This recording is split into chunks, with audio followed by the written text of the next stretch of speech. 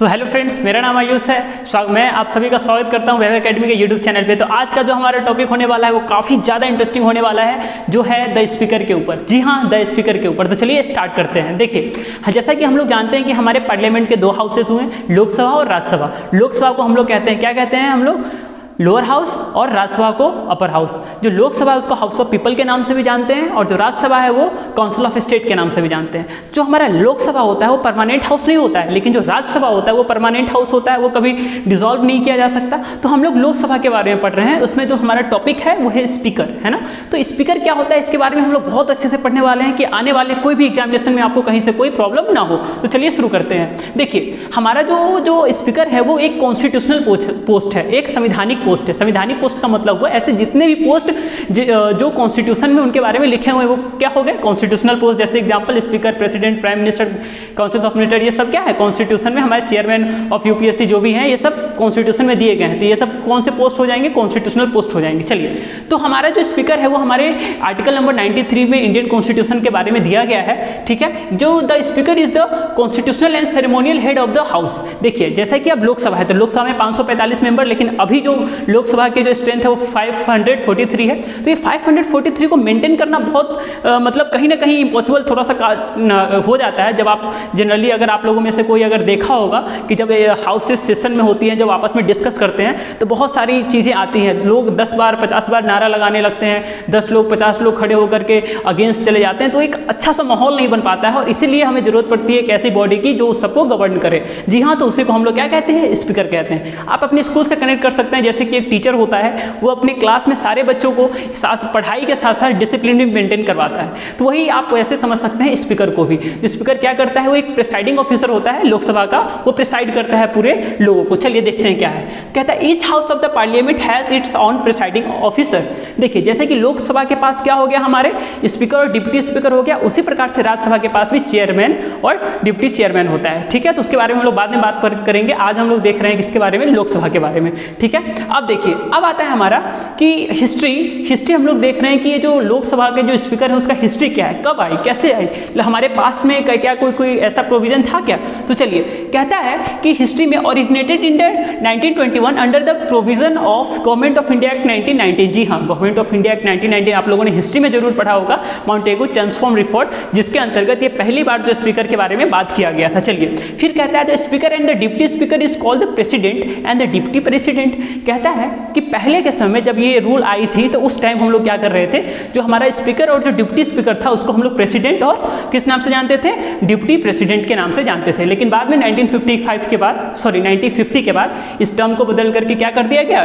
Speaker और deputy speaker कर दिया गया। चलिए, अब हम लोग देखते हैं इलेक्शंस के बारे में कि ये जो स्पीकर है इनका इलेक्शंस कैसे होता है। तो बहुत ही ज्यादा सिंपल प्रोसेस है। जी हाँ, चलिए आकर देखते हैं इसको। कहता है the speaker of the Lok Sabha is elected soon after the general election. जैसे अब जनरल इलेक्शन क्या हो गया? हमें पता है कि लोकसभा के जो चुनाव होती है हर एक 5 साल बाद होती हैं लोकसभा के चुनाव। तो अब जो जितने भी जनरल इलेक्शन जो खत्म हो जाते हैं तो उसके जस्ट बाद किसका चुनाव होता है? हमारे स्पीकर का चुनाव होता है। नहीं समझ में आया होगा? अच्छे से होगा। देखिए, जैसे कि मान लीजिए आज कोई चुनाव हुई तो आने वाले 5 सालों तक वो सरकार रहेंगी, जनरली रहेंगी। वो डिसॉल्व हो जाए वो अलग बात है, लेकिन हम लोग मान के चलते हैं कि एक सरकार है, वो एक स्टेबल गवर्नमेंट है जिसके पास फुल मेजोरिटी है और वो आगे आने वाले 5 साल तक वो रूल करने वाली है। तो वहाँ पे क्या होता है कि जैसे ही सेशन में फर्स्ट बार जो सेशन में आती है अगर वो रूलिंग पार्टी, तो फिर उसके द्वारा हमें क्या किया जाता है? डेट ऑफ इलेक्शन है प्रेसिडेंट के द्वारा निर्धारित किया जाता है कि हाँ इस डेट को आप डिप्टी स्पीकर और स्पीकर का चुनाव कर सकते हैं। तो वही बात है। कहता है कि usually the member of belonging to the ruling party, जो स्पीकर होता है, जैसे पहला सेशन हुआ हाउस का उसमें हमें चुनना होता है स्पीकर ऑफ लोकसभा और डिप्टी स्पीकर। और जो स्पीकर और डिप्टी स्पीकर होता है वो जाहिर सी बात है वो अगर किसी भी पार्टी के पास मेजोरिटी है तो वो अपने ही मेंबर्स को बनाएगा। मतलब कि रूलिंग पार्टी के ही मेंबर्स बनते हैं क्या? हमारे स्पीकर बनते हैं लोकसभा के। चलिए आगे देखते हैं। The speaker along with the deputy speaker elected from among the Lok Sabha by the simple majority. देखिए, अब ये सिंपल मेजोरिटी क्या हो गया? तो एक होता है सिंपल मेजोरिटी और एक होता है हमारा स्पेशल मेजोरिटी। तो सिंपल मेजोरिटी का मतलब होता है कि अगर जितने जितने लोग लोकसभा में प्रेजेंट हैं उसमें अगर बहुमत मिल जाए, जितने लोग प्रेजेंट हैं उसमें अगर एक मतलब मान के चलिए 100 लोग हैं, 200 लोग प्रेजेंट हैं, तो 101 लोग अगर फेवर में वोट कर देते हैं तो वो सिंपल मेजोरिटी में आ जाता है। मतलब कि उसके लिए कुछ स्पेशल मेजोरिटी की आवश्यकता नहीं होती। एक होता है हमारा स्पेशल मेजोरिटी जिसमें जितने मेंबर्स प्रेजेंट है उसके 2/3 मेंबर्स को लिया जाता है। अब 2/3 तो ज़्यादा हो गए ना, तो वे जो हमारे जो स्पीकर हैं बहुत सिंपल प्रोसेस है, वो सिंपल मेजोरिटी से क्या किए जाते हैं, चुन लिए जाते हैं हमारे लोकसभा के। चलिए आगे पढ़ते हैं। अब इनका टर्म और ऑफिस क्या होता है तो इसके बारे में हम लोग डिस्कस करते हैं। देखिए, the speaker holds the office from the date of his or her election till immediately before the first. देखिए मैंने आपको बता चुका है, मैंने आपको ये चीज़ें बताई हैं। इसका इलेक्शन कब हो जाएगा, जैसे कि हमारा जो अभी मोदी जी का गवर्नमेंट है 2019 में आया,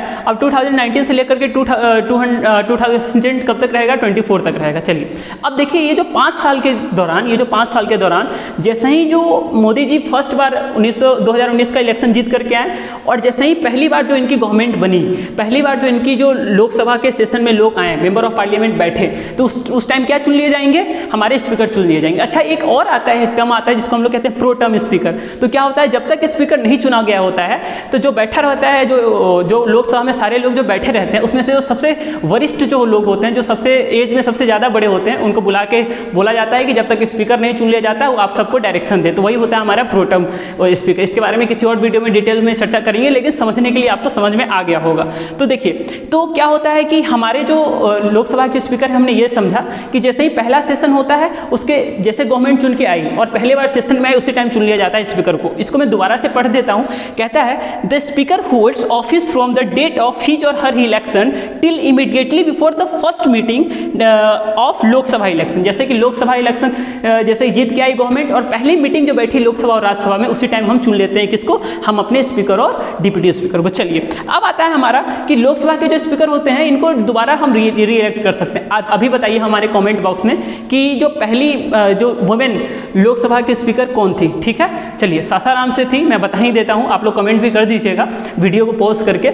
सासाराम की एमपी थी शायद, वो उनका नाम था मीरा कुमार, वो पहली लोकसभा की स्पीकर बनी थी, है ना। तो आप देखिए उसके बाद प्रतिभा देवी सिंह पाटिल वुमेन, वो भी एक स्पीकर, वो भी एक वुमेन ही थी। और उसके बाद अभी हमारे कोटा से हैं जिनका नाम ओम बिरला है, तो वो कोटा कॉन्स्टिट्यूंसी से एमपी हैं। तो चलिए ये सब के बारे में बाद में डिस्कस करेंगे। अब आता है हमारा कि ये जो टर्म एंड ऑफिस के बारे में हम लोगों ने पढ़ लिया। अब हम लोग पढ़ते हैं रिमूवल। अब ये जो स्पीकर है इनको कैसे रिमूव किया जाएगा, तो किसने चुना था, किसने चुना था हमारे स्पीकर को, तो मेंबर ऑफ पार्लियामेंट एमपी नहीं चुना था, तो अब हटाएगा कौन, जाहिर सी बात है एमपी ही हटाएंगे। तो देखिए इसका क्या प्रोसेस है। कहता है कि भैया कि कम से कम 50 मेंबर्स, आप जितने भी लोकसभा में मेंबर्स बैठे हुए हैं अगर उनको हटाना है कि अरे देखिए एक पावर होता है स्पीकर का कि वो आपको बोलने का समय देते हैं कि आपको इतने समय बोलने का है। लेकिन अगर कोई बहुत सारे स्पीकर हो गए, अरे हमको बोलने का समय ही नहीं देते हैं ये स्पीकर, इनको हटा दिया जाए। तो अब उनको हटाना है तो कम से कम लोकसभा में जितने मेंबर प्रेजेंट हैं उनमें से कम 50 मेंबर्स क्या होने चाहिए, उसमें मतलब हामी भरने चाहिए कि हाँ भैया हमको हटाना है। ठीक है, और उनको 14 दिन पहले नोटिस देना पड़ेगा किसको, स्पीकर को। और कम से कम 2/3 मेंबर्स क्या होने चाहिए, उस पर साइन करने चाहिए, एसेंट होना चाहिए, तब जाकर के स्पीकर चेंज होते हैं। समझ में आया। मतलब हम लोग चुन रहे थे सिंपल मेजोरिटी से, लेकिन जब हटाना हो तो स्पेशल मेजोरिटी लगेगा। चलिए अब वो अगर वो देखिए एक और 3 और ग्राउंड से इसके अलावा जो हटा सकते हैं कि अगर वो लोकसभा के मेंबर होने पर he or she is ceases to be the member of Lok Sabha, very simple. दूसरा है हमारा resign in writing to the deputy speaker. अब जो डिप्टी स्पीकर रिजाइन करेगा स्पीकर को, स्पीकर करता है डिप्टी स्पीकर को। ठीक है, आपस में करते हैं रिजाइन, तो उनको रिजाइन देना होगा, ऐसे भी वो उनका सीट खाली हो जाएगा, है ना। रिजाइनेशन देकर भी किसको रिजाइन देंगे, तो डिप्टी स्पीकर को देंगे। जो थर्ड वाला पॉइंट आता है कि removed by the resolution passed in Lok Sabha, जिसके बारे में हमने डिस्कस कर लिया है। चलिए अब हम लोग देखते हैं कि पावर्स के बारे में। अब जो आप खुद ही सोचिए कि हमारा एक कॉन्स्टिट्यूशनल पोस्ट है हमारा स्पीकर, तो इसका जो पावर होगा वो भी बहुत वाइड होगा। इसका क्या होगा, पावर होगा वो भी बहुत ज़्यादा वाइड होगा। तो हम लोग देखते हैं, हम लोग अगर आप एग्जाम में मिनिमम 10 पॉइंट्स भी लिख पाते हैं तो मेरा पढ़ाया हुआ सफल हो जाएगा, है ना। तो हम लोग देखते हैं क्या क्या पावर्स है। तो पहला हमारा जो पावर्स आता है वो कहता है कि he or she preside over the meeting of the house. चलिए बहुत अच्छा कि जो लोकसभा का जो मीटिंग चल रहा होता है उसका प्रिसाइडिंग ऑफिसर कौन होता है, तो स्पीकर होता है। दूसरा हमारा जो पॉइंट कह रहा है, ठीक है, दूसरा जो हमारा पॉइंट कह रहा है वो कह रहा है ही अलॉट्स टाइम फॉर डिस्कशन।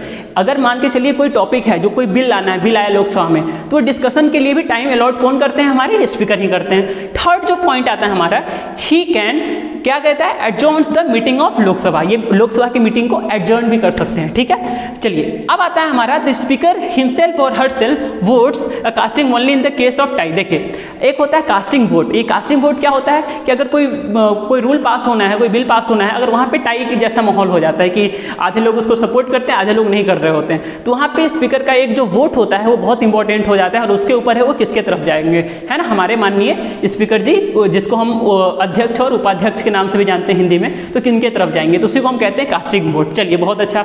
अब हम लोग देखते हैं कि he can adjourn the house if it lacks quorum. अब ये कोरम क्या होता है? कोरम का मतलब होता है कि जैसे कि क्लास में अगर 40 बच्चे हों तो मिनिमम 2, 4 बच्चे, 5 बच्चे तो प्रेजेंट होने चाहिए, नहीं तो क्लास ही नहीं चलेगी। उसी प्रकार से कोरम होता है जिसमें कम से कम जितने भी टोटल मेंबर्स हैं उसके 1/10वां भाग, मतलब 1/10 मेंबर्स प्रेजेंट होने चाहिए, तभी क्या चलेगा, वो मीटिंग चल पाएंगी। चलिए बहुत अच्छा। अब क्या कहता है? Maintain law and decorum in the house. अब देखिए अगर हमारे स्पीकर नहीं होंगे तो हमारे मेंबर जो अब पार्लियामेंट जो है, हालांकि होते हैं बहुत बड़े बड़े हैं, जो उनका मिनिमम एज होता है 25 ईयर्स होता है, तो एक्चुअल में एडल्ट ही होते हैं, बहुत वरिष्ठ, बहुत जाने माने हमारे एमपी जो होते हैं, बहुत पढ़े लिखे, और बहुत सारे नहीं भी होते हैं, लेकिन पढ़े लिखे जनरली वो लोग समझते हैं कि क्या चीज़ें नहीं है। लेकिन आप जब आप डिस्कशन देखेंगे, डिबेट देखेंगे लोकसभा में, तो आप पाएंगे कि बहुत ज़्यादा वहाँ पे एक दूसरे से वार्तालाप होने लगता है, बहुत ज़्यादा, कभी कभी सिचुएशन बहुत खराब हो जाती है ना। तो जो डेकोरम मेंटेन बना करके रखना, ये भी किसका काम है? हमारे स्पीकर अध्यक्ष जी का काम है कि वो क्या करेंगे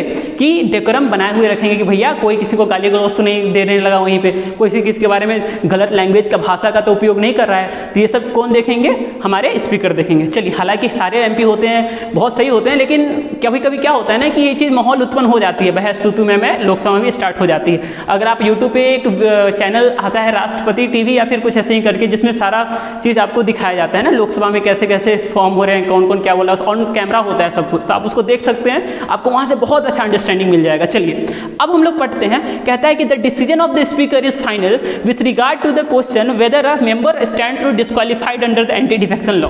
बहुत इंपॉर्टेंट पॉइंट है। अभी एंटी डिफेक्शन क्या होता है? जैसे दल बदल कानून नियम, इसमें पहले क्या होता था, एकदम शॉर्ट में समझाता हूँ। अगर कोई भी पार्टी है, कोई पार्टी जीत के आई, मान के चलिए जो पार्टी जो थोड़ा सा उसको अगर ऐसे जीती है कि जस्ट जीती है, जैसे 223 सीट चाहिए होता है, 223 चीज, तो जस्ट वो जीती है, 2-3 मेंबर्स अगर वो नीचे आ जाता है, दूसरे पार्टी में चला जाता है, तो दूसरा पार्टी जीत जाएगा, ठीक है। तो इस कंडीशन में क्या होगा, जो दूसरा पार्टी होगा खरीदना चाहेंगे कि उस वाले मेंबर्स को, या फिर कुछ गलत तरीके से उनको लेना चाहेंगे। तो अगर वो बिना वजह से दूसरे बिना कोई मतलब के दूसरे पार्टी में चले जाते हैं अगर वो, तो उनको डिस्क्वालीफाई कर दिया जाता है। एंटी डिफेक्शन लॉ है ना, जो 1985 में इंट्रोड्यूस हुआ था, जो हमारे इंडियन कॉन्स्टिट्यूशन के 10th शेड्यूल में है। तो उसके बारे में किसी अलग वीडियो में बहुत अच्छे से चर्चा करेंगे, बहुत अच्छा वो कानून है। तो इनको इनके ऊपर डिसाइड है, इनका ये पूरा उस पर फैसला ले सकते हैं क्या कोई मेंबर एंटी डिफेक्शन लॉ के थ्रू डिस्क्वालीफाई किया जाता है कि नहीं। देखिए डिस्क्वालिफिकेशन हमने पढ़ा था, है ना, मेंबर ऑफ लोकसभा के डिस्क्वालिफिकेशन पढ़ी थे हमने। उसमें हमने देखा था कि रिप्रेजेंटेशन ऑफ पीपल एक्ट 1951 भी था, और ये एंटी डिफेक्शन लॉ है। तो एंटी डिफेक्शन लॉ में क्या वो मेंबर डिस्क्वालीफाई उसके अनुसार हो रहा है कि नहीं, किसका डिसीजन है, स्पीकर का डिसीजन है। Very good. अब हम लोग कह रहे हैं कि he appoints the various parliamentary committee and guide them in their work. कहते हैं कि हमारे अब जो पार्लियामेंट होते हैं, जैसे कि कोई बिल हुआ, तो बिल जब उनका ऐसे ही नहीं पास हो जाता है, एक रीडिंग होता है, फिर 2 बार रीडिंग होता है। हम लोग इस पे बारे में डिस्कस करेंगे कभी नेक्स्ट वीडियो में। तो बहुत सारे रीडिंग होते हैं, बहुत सारे उसको देखा जाता है क्या ये प्रोविजन सही है कि नहीं, क्योंकि parliament highest law making authority है ना, तो हम ऐसे ही किसी लॉ को पास नहीं कर सकते। तो बहुत सारी कमेटी होती है, तो उन कमेटी के जो चेयरमैन है उसको कौन अपॉइंट्स करते हैं, इनको हमारे स्पीकर ही करते हैं। He appoints the various parliamentary committees and guides them in the work, और उनको गाइड भी करते हैं कि भैया कैसे आपको वर्क करना है, कैसे क्या करना है, उनका आप स्पीकर का हेल्प ले सकते हैं। अब जो हमारा दूसरा पॉइंट आता है, he appoints the chairman of all committees of the house. हमारे लोकसभा की जितने भी कमिटीज हैं, जितने हाउस की जितने भी हमारे पार्लियामेंट की जितने भी कमिटीज हैं, है ना, उन सबको क्या करते हैं, सबके चेयरमैन को कौन अपॉइंट करता है, हमारे स्पीकर करता है, ठीक है, फिर करते हैं, ठीक है। चलिए अब आता है he is the ex officio chairman of the some committee. और ये जो है ना एक्स ऑफिशियो चेयरमैन, एक एक्स ऑफिशियो एक लैटिन वर्ड है, ठीक है। तो बस इसको अभी समझिए कि एक्स ऑफिशियो क्या है, एक चेयरमैन, एक्स ऑफिशियो चेयरमैन है किसके, कुछ कमिटी कमिटीज़ के हमारे माननीय अध्यक्ष जी होते हैं। कौन कौन से कमिटीज़ हैं? तो पहला हमारा रूल्स कमेटी और दूसरा है बिजनेस एडवाइजरी कमेटी। इन सब के क्या होते हैं? वह एक्स ऑफिशियो चेयरमैन होते हैं। समझ में आया? इतना समझ में आया? अब देखिए एक सबसे इंपॉर्टेंट फैक्टर आता है, वो है ज्वाइंट सिटिंग। अब ये ज्वाइंट सिटिंग क्या होता है? ज्वाइंट सिटिंग का कौन बुलाता है? प्रेसिडेंट बुलाते हैं, लेकिन उसका प्रिसाइडिंग ऑफिसर कौन होगा? हमारे लोकसभा के स्पीकर ही होंगे, ना कि राज्यसभा के चेयरमैन। चलिए क्या है ज्वाइंट सिटिंग? कि अगर कोई ऐसा ऑर्डिनरी बिल है अदर देन मनी बिल, कोई भी ऐसा कॉन्स्टिट्यूशनल अमेंडमेंट बिल है, कोई भी ऐसा बिल है जहाँ पे रोज लोकसभा और राज्यसभा के बीच में एक सहमति उत्पन्न नहीं हो रही, नहीं दिखाई दे रही है, तब दोनों हाउसेस को साथ बुलाया जाता है और बोलता है आप लोग मिलकर डिसाइड कीजिए।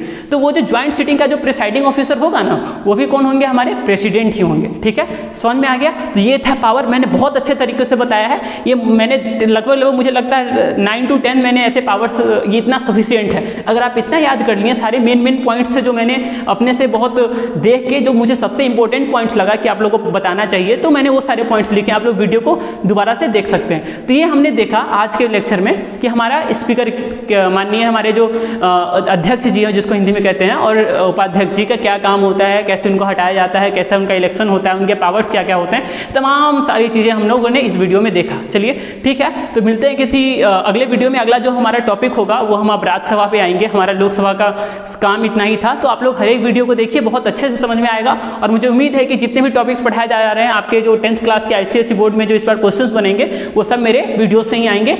चलिए ठीक है, मिलते हैं किसी नेक्स्ट वीडियो में, तब तक के लिए नमस्कार।